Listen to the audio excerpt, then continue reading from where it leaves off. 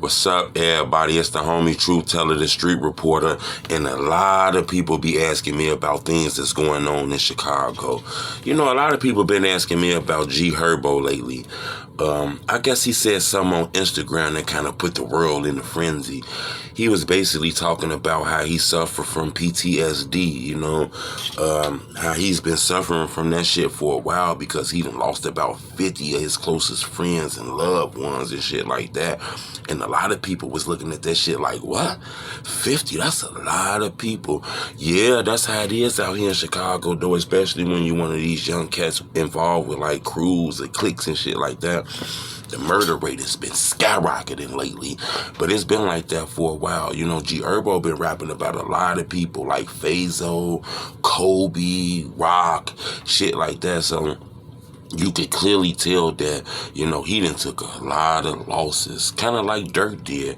Remind me almost like 600Breezy. That's another guy who took a lot of losses. I recall interviewing him a little while ago, and he was telling me how, you know, the south side of Chicago reminded him of the streets in Iraq because there's so much wars and bombs going off and shit like that.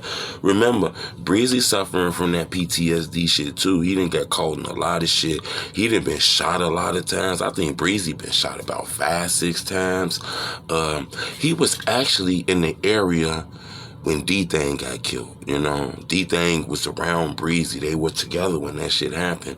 Baldy was actually with 600Breezy when he lost his life. So Breezy been around a lot of shit. You know, he done seen people lifeless, you know what I'm saying? So I understand what's going on. We seen it with Dirk. So when GHerbo spoke about that, I kind of understood that quick, you know?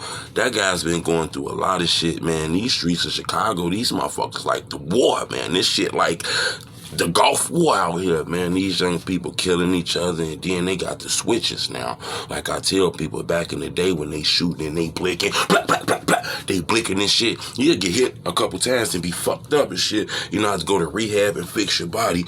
Now they got them switches where all they gotta do is squeeze one time and the shit let off about 20 motherfucking bullets, so you're instantly gonna die now. You know, if they get the blinking and one with you and you get hit and targeted, the chances of you surviving is very low because of those switches. You know, so I understood what GHerbo was saying. A lot of people were saying, man, you know, he's been out here on the streets, the cutthroats and people they've been beefing with and giving them that business. But I think it's both ways. I believe No Limit was doing shit too. I'm not here to point nobody out or point no fingers at nothing, but I understand that, man. You know, a lot of people watch these videos and this shit like a movie, you know. They get used to a lot of these stories, but the people involved in it don't get used to it.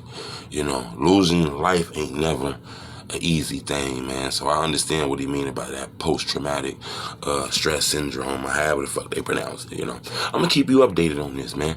Hit the subscribe button. We don't need no donations. Keep them to yourself. It's hard out here. You don't got no time to be giving me your money. I'm a grown man. I figure it out. I appreciate the love. It's the homie Truth Teller, the street reporter. Blah, blah, blah, blah, blah, blah.